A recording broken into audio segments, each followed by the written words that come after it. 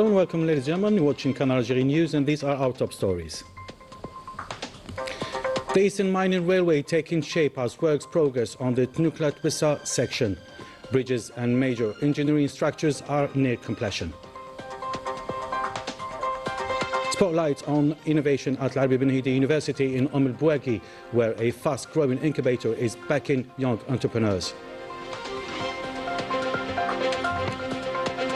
A closer look at the richness and diversity of Algerian craftsmanship, a radiant chapter of authentic heritage with global horizon.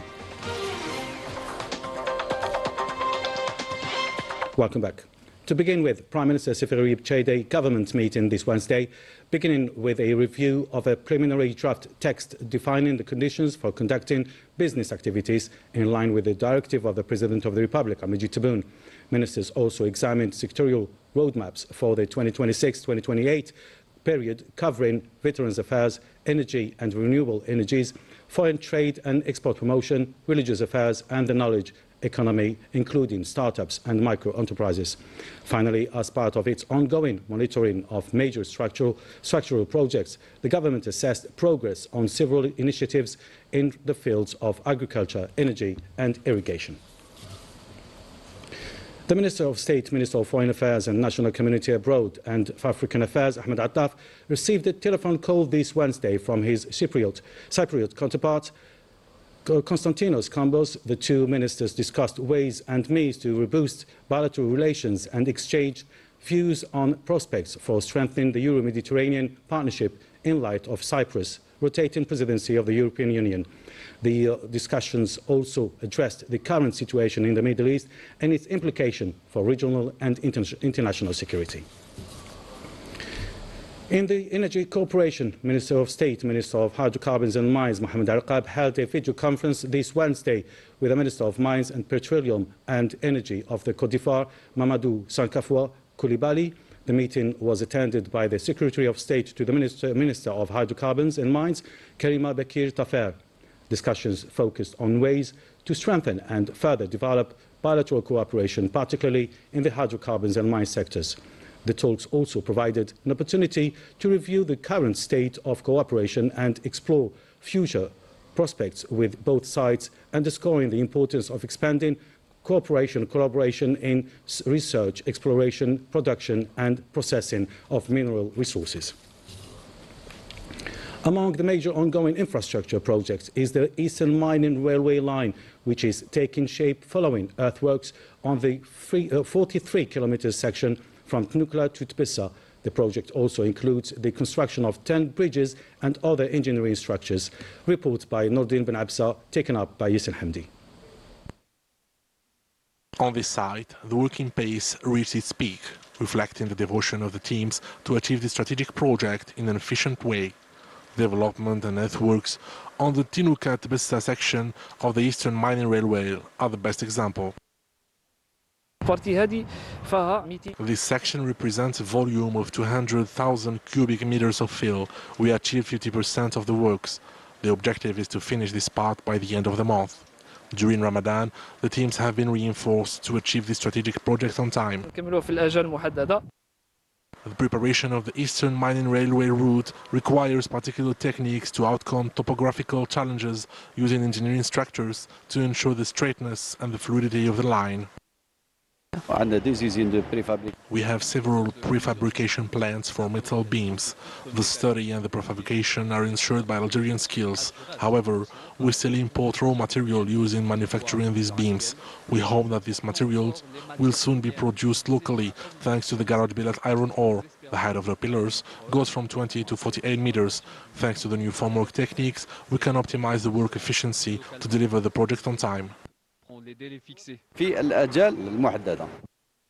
The works are gradually entering the final phase, and the Eastern Mining Railway will become a strategic economic asset for the transport of Bled El Hadba phosphate and the consolidation of Algeria's position on international markets. Heading to Al Ben Hidi University in Bouaghi now, the campus incubator is establishing itself as a springboard for young project creators, combining personalized support with practical training. Report by Walid Youssfi, taken up by Menan Mafa. It is a place where students and young graduates transform their ideas into real projects. Every year, the Al Harbi bin Mahdi University's incubator receives hundreds of project holders with the sole objective of switching from theory to practice by the creation of an enterprise ready to conquer the public. Our innovative ID focuses on extracting rare metals with eco-friendly techniques. A first in Algeria, the incubator gave us advice and necessary contacts to begin the process and obtain our startup label. Here we learn how to structure our business plan and convince our partners. The support and mentorship above all allows us to move forward more quickly. Within the incubator, project leaders find much more than just an office space. They gain mentorship, training, a strong network, and above all, clear direction. It is a place where ideas are tested, refined, and transformed into structured business models. It also serves as a gateway to funding. Young entrepreneurs are confronted with the realities of the market and prepared to face them. 2025-2026, on a dans les inscriptions de projets. We are already guiding the newly submitted projects of 2025-2026 with 290 projects so far, a number made possible thanks to the university's incubator. Les opportunités qu'offre aussi l'incubateur. Thanks to this incubator, Al Harbi bin Mahdi University of Al Bouaqi is becoming a true driving force for innovation, supporting promising projects designed to create jobs and strengthen the local economy. The Ministry of Religious Affairs and Waqfs has set Zakat al-Fitr this year at 170 dinars. Imams across the country are instructed to begin collection from mid-Ramadan with the funds to be distributed to those in need 1 or 2 days before Eid al-Fitr. The Ministry also recommends that the Zakat be given in cash as preferred method.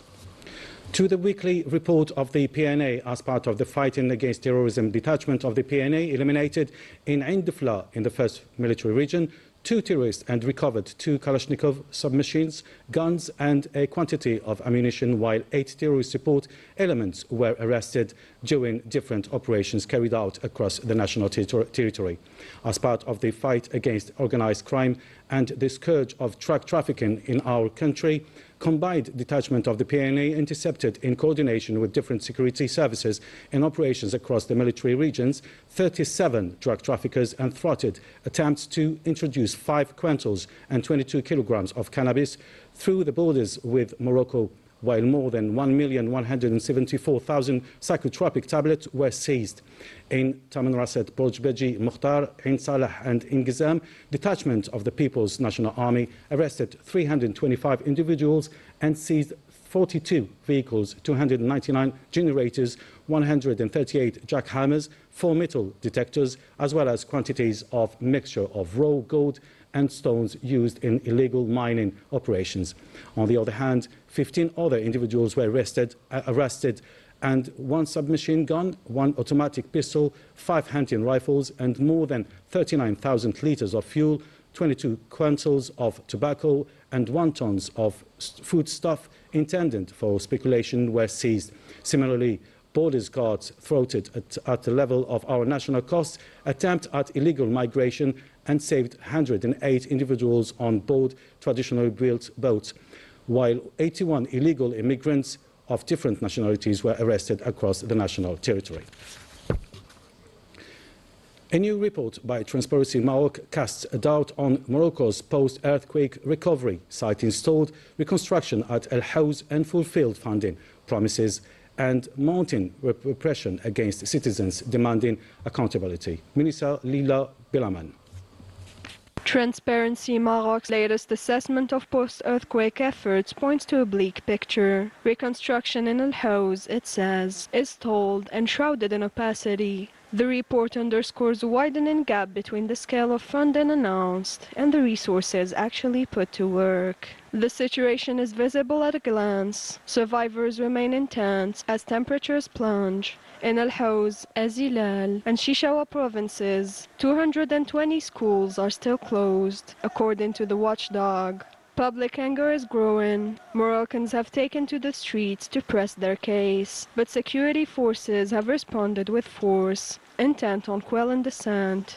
Arbitrary arrests are increasing. NGOs report cases of abuse in detention, enforced disappearances, and deaths under troubling circumstances. Despite the pressure, the demands persist. Protesters continue to march, determined to secure their rights. In Gaza, thousands of families spent the month of Ramadan in uncertainty searching for loved ones missing amid the war. For many, the empty chairs at the table is daily reminder of the absence, pain and unfinished stories. Basma Far.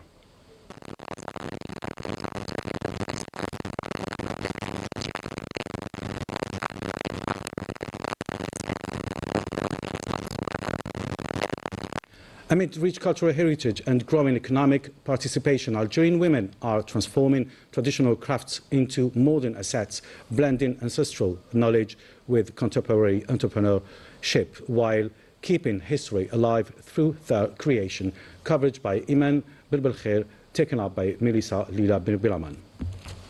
Between diversity and heritage, the skillful touch of Algerian women shapes unique artistic pieces and crafts. Their work reflects a culture with deep historical roots, one that has long drawn global admiration and attention.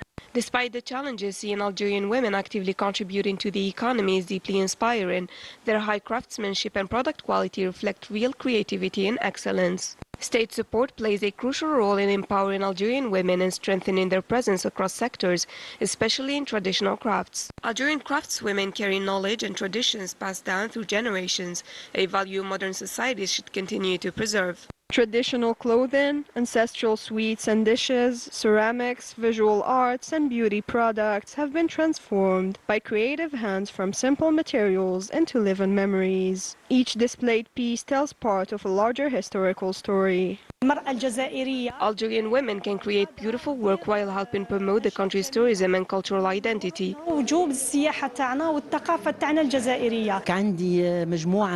I offer a collection of products made from date-based ingredients, some using yogurt and date syrup, others made with diglet noor, date honey, and others with date sugar. Helping productive women access production tools, marketing opportunities, and local and international markets helps create real economic actors and strong partners in sustainable development. That was it for tonight. Thank you very much for watching us. Stay tuned on Canal Algérie. Bye for now.